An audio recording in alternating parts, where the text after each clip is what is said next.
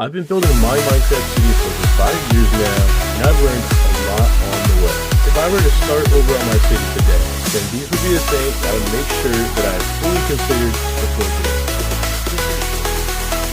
It's completely flat with no variation, or a normal, randomly generated world with all of the quirks that come with it, such as mountains, deserts, forests, swamps, oceans, and more. It's important that you make an educated decision on which type best suits you and your plans for your city, but also supports any future expansions that you may wish to add at a later date.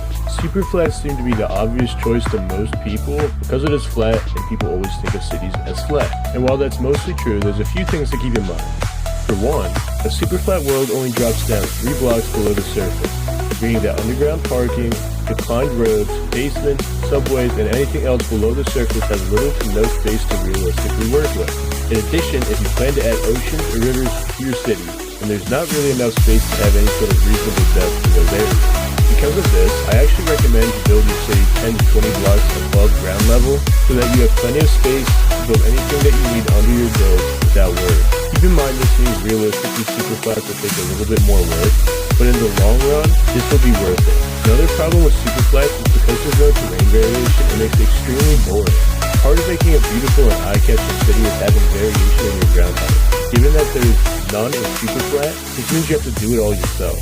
For that reason, I would say if you're not too comfortable with terraforming, don't pick super flat. The alternative to super flat is the regular randomly generated world type. This will have plenty of terrain variation and already has depth below the surface for you. There will be many areas that you'll have to flatten out in order to build your city, but the area around your city will look super flat, will offer you much more freedom, but will require much more planning and work from the start, while randomly generated worlds will make the scenery around you feel much more alive and naturally guide you on where to build your life. Number 2, climate.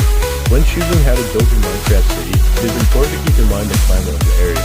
The climate should affect the amenities you offer, the style of your build, but also oversized and you'll feel like a kid.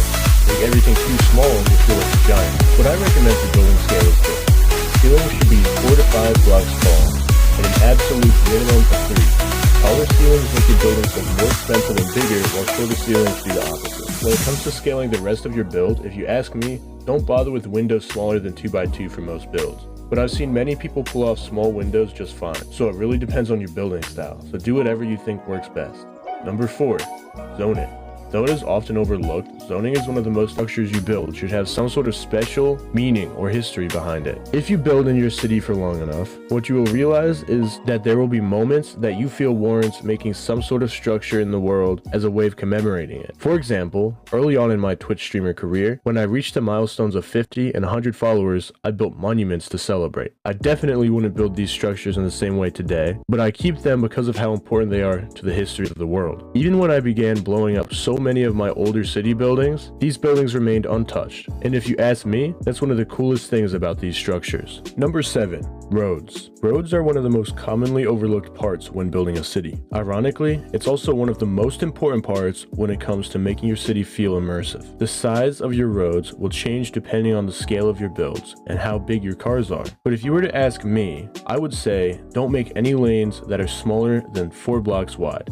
I prefer 5 blocks for most roads, but anything smaller than 4 is too skinny. Remember what types of roads go where. Main streets should have 2 lanes in each direction, and you can always restart on a build. Restarting a world is just never worth it. So there you guys go. Those are my top things to remember when you build your Minecraft city. Obviously there's many more things to learn, but you will figure a lot of them out along the way. If you do the things that I mentioned in this video, you will come out with an amazing Minecraft city.